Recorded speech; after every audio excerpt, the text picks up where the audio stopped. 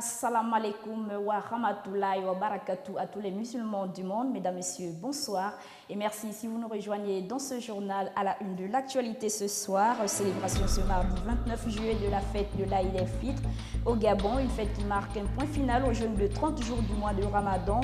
Les mosquées de Libreville étaient à leur comble. Tous les musulmans y ont répondu présent. C'était l'occasion pour ces derniers de prononcer des vœux de paix, de grâce, de fraternité et d'amour envers leurs prochains, tout en gardant à l'esprit les commandements d'Allah.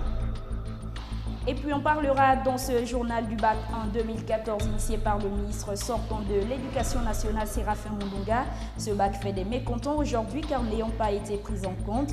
Dans un instant, nous écouterons le syndicaliste Emmanuel Mbemba au sujet de ce bac au micro de nos reporters. À l'entame de ce journal, on parle des musulmans du Gabon qui ont célébré ce jour la fête de l'Aïd el-Fitr, une fête qui signifie la fin du mois de Ramadan dans plusieurs mosquées. À l'exemple de la principale mosquée de Libreville, les voix se sont élevées pour demander à Dieu d'accorder paix et grâce divine au peuple du monde. Kenyongori, Martial Tsonga et Refu Itoga. Après un mois de jeûne, voici arrivé la fin du mois béni de Ramadan pour les musulmans du monde. Ceux du Gabon se sont retrouvés dans les mosquées comme ici à la mosquée Hassan II de Libreville. Les fidèles ont célébré ce jour la prière de l'Aïd el-Fitr.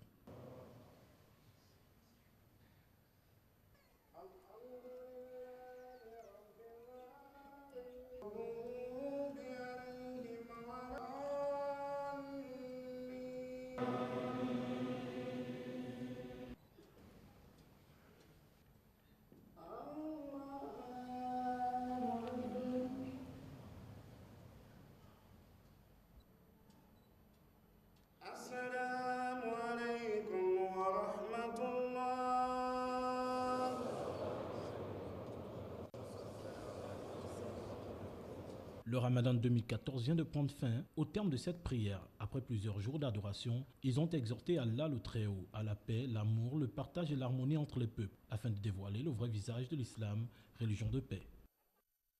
Et puis, ils viennent de rendre grâce à Dieu après un mois de privation de tout genre. Fini la prière, les musulmans souhaitent la paix, le partage, l'amour du prochain et surtout le respect des préceptes divins. Retrouvons nos reporters Martial Tsonga, Mirande Anguemeye et Refu Itoga. Le Ramadan est terminé, c'est la prière de l'Aïd el-Fitr. Musulmans et musulmanes sortis de la mosquée s'en réjouissent et rendent grâce à Dieu. La fête est bien passée, le musulman, tout le monde a eu le courage pour venir à la mosquée, pour faire la prière. C'est donc on remercie sur le bon Dieu qui nous avait accordé la puissance pour avoir de bonnes bénédictions cette année. Bonne fête de tout l'islam de Gabon. Et bonne fête d'Alachi. Que Dieu nous protège. Longue vie, au moins des problèmes. La santé, longue vie. Un moment de joie, de partage aussi que ces croyants en Dieu Allah souhaitent davantage pour la paix au Gabon. C'est vraiment une grande satisfaction pour nous.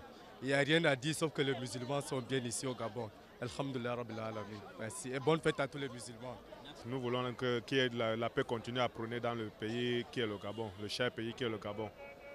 En attendant, les musulmans du monde entier célèbrent avec faste ces moments en rendant grâce à Dieu afin que la paix règne à travers le monde entier.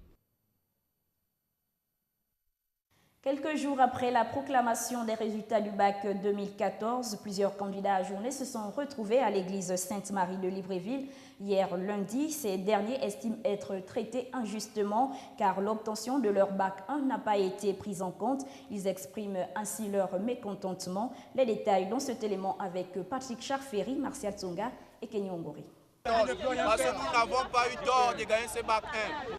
Un groupe d'élèves ajournés au baccalauréat a élu domicile à la cathédrale Sainte-Marie de Libreville pour dire leur mécontentement face à ce qu'ils appellent une injustice. Depuis l'année dernière, nous avons été soumis au bac 1, ce qui fait d'ailleurs l'objet de notre revendication ici. Après résultat du premier tour du baccalauréat, on s'est rendu compte que le calcul s'est effectué avec la deuxième partie. Cependant, nous qui avons obtenu le bac 1, nous n'avons pas été bénéficiaires de ce calcul. Ils disent avoir rencontré le ministre de l'Éducation nationale qui, lui non plus, n'a pas la solution. Moi, je ma fille qui est victime de ce problème. Nous sommes allés au ministère de l'Éducation nationale. il y a un collectif qui a été constitué, le ministre a reçu les gens. Au sortir de là-bas, il demande aux gens de faire une pétition. Vous savez ce que c'est une pétition? Une liste dans laquelle les gens vont mettre les noms et le numéro. J'ai dit ça, c'est du pipeau. Parce que c'est le ministre de l'Éducation nationale, celui qui est censé avoir tout le fichier de tous les participants aux examens. Tous les yeux sont sûrement rivés vers le bord de mer pour qu'une fois de plus, le chef de l'État tranche cette affaire sulfureuse. Pourquoi n'avoir pas clarifié la situation des élèves ayant obtenu la première partie du bac en classe de première? Le gouvernement aurait-il pris une décision ésotérique qui annule cette formule du bac? Dans tous les cas, le spectre des mesures prises par Séraphin Mundunga l'an dernier continue de planer sur l'éducation au Gabon au détriment des élèves. Restons toujours à l'église Sainte-Marie où les élèves à journée du bac 2014 et certains de leurs parents y ont passé la nuit en guise de mécontentement. Ils veulent y rester jusqu'à ce que réparation soit faite. Le syndicaliste Emmanuel Mvemba, rencontré sur les lieux ce matin, semble donner raison aux élèves. Nous l'écoutons au micro de Martial Tsonga, Patrick Charferi et Refu Tsoga.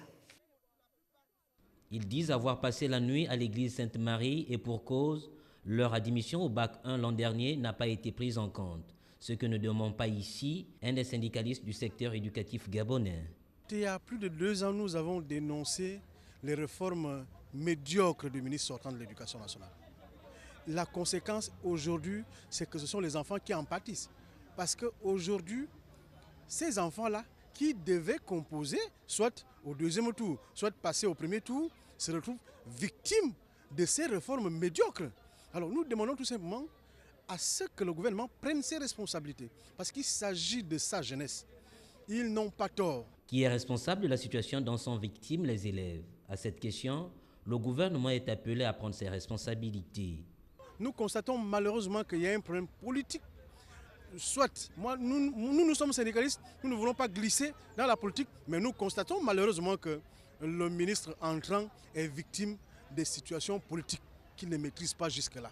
Donc, alors que le gouvernement prenne ses responsabilités. Et là, nous interpellons le chef du gouvernement parce que même le ministre de l'Éducation nationale, lui aussi, se trouve très mal dans cette situation. Parce qu'il vient à peine d'arriver et finalement, il est victime des mécanismes de médiocrité laissés par certaines personnes. Ce n'est pas normal. Ces élèves et leurs parents disent qu'on peut dans ce lieu devenu le lieu par excellence de la revendication à Libreville. Tous les partenaires de l'éducation souhaitent qu'une solution soit trouvée dans l'optique de garantir la quiétude sociale. L'honorable Vincent de Paul Gonjou, député du 3e arrondissement, premier siège, a répondu à l'appel des jeunes des sections du Parti démocratique gabonais de son arrondissement. Cette rencontre s'inscrit dans l'optique des tournées effectuées pour rendre compte de ce qui se fait et qui doit se faire. Le compte rendu est de Patrick Charferi, Marcia Tsonga et Refu Tsoga. Le PDG, l'unité nationale. Les jeunes PDGistes de la section 3 de la 2e fédération du premier siège du 3e arrondissement de la commune de Libreville ont tenu à convier le député du premier siège du 3e arrondissement, Vincent de Paul Gonjou, pour lui présenter l'ensemble des comités mis en place sous l'encadrement de la section 2 dirigée par la camarade Sylvie Kota. Cette rencontre vise essentiellement à échanger davantage avec les jeunes, aller vers eux pour prendre leurs sentiments, recueillir avec eux leurs doléances, savoir quels sont leurs projets, les aspirations qui sont les leurs. Le député Vincent de Paul Gonjou, qu'on pourrait désormais appeler le député de proximité au regard de ses incessantes visites dans les quartiers de sa circonscription électorale pour toucher du doigt les problèmes que ses concitoyens vivent au quotidien, était bien au rendez-vous. Et pour moi, je suis tout à fait encouragé et satisfait parce que en face de moi, j'ai une jeunesse responsable. Responsables, ce sont pour la majorité des jeunes scolarisés, des étudiants, où certains viennent d'avoir le bac et certains sont des chômeurs. Nous allons voir également dans quelle mesure ces jeunes qui sont en quête d'emploi, dans quelle mesure créer des petits métiers pour ces jeunes pour qu'ils puissent se prendre en charge. Le renforcement des structures de base du parti est une garantie pour mieux aborder les prochaines joutes électorales. Par ailleurs, le délégué national de l'Union des jeunes du Parti démocratique gabonais, Amos Vivien Peya, était vendredi dernier dans la province de Langounié. Avec sa délégation, il a marqué un arrêt à Fougamou. Il a été accueilli par le maire Serge Mboula Mondi. Là aussi, il attendait la jeunesse de cette localité. Il a échangé de vive voix avec les jeunes. Ces derniers ont posé les différents problèmes qu'ils rencontrent quotidiennement. Marcia Tsonga et Joshua Schwartz de Gabon News vous font le point. La salle de l'hôtel de ville de Fougamou était pleine ou presque. La salle dans laquelle la jeunesse de la localité attendait patiemment et écoutait le message sur la responsabilité des jeunes délivré par le délégué national de l'Union des jeunes du Parti démocratique gabonais. En 2011, le président de notre pays, Ali Bongo Ondimba, a organisé un forum national de la jeunesse avec pour thème « Contrat de partenariat pour une jeunesse responsable ». Et je crois qu'aujourd'hui, il est temps que la jeunesse gabonaise matérialise justement les engagements souscrits à l'occasion de ce forum national.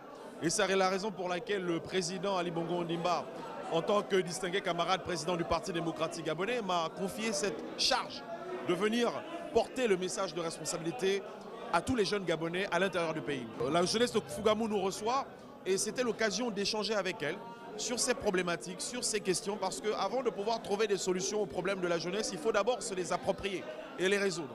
Et il est important pour nous de comprendre la radioscopie des jeunes de Tsamba Magotsi, débattre avec eux, savoir ce qu'ils attendent du chef de l'État et ce qu'ils peuvent également apporter. Aujourd'hui, nous avons eu la réponse et je transmettrai fidèlement au chef de l'État. Voilà un message, celui de la responsabilité de la prise en charge qui, pour les jeunes de Fougamou, est la bienvenue. Moi, je souhaite que ce genre de rencontres se répercutent. Comme ça, les jeunes, au moins, apprendront à être responsables. Je suis d'accord avec lui sur la responsabilité, parce que la responsabilité, honnêtement, si tu n'es pas responsable, tu ne peux rien faire dans la vie. La jeunesse de Tsamba Magotsi, depuis l'accessibilité d'Ali Bongo au pouvoir, nous avons pris conscience que désormais, nous devrions participer au développement du pays. En l'occurrence, nous avons prôné pour l'agriculture. Déjà, moi-même, j'en fais partie.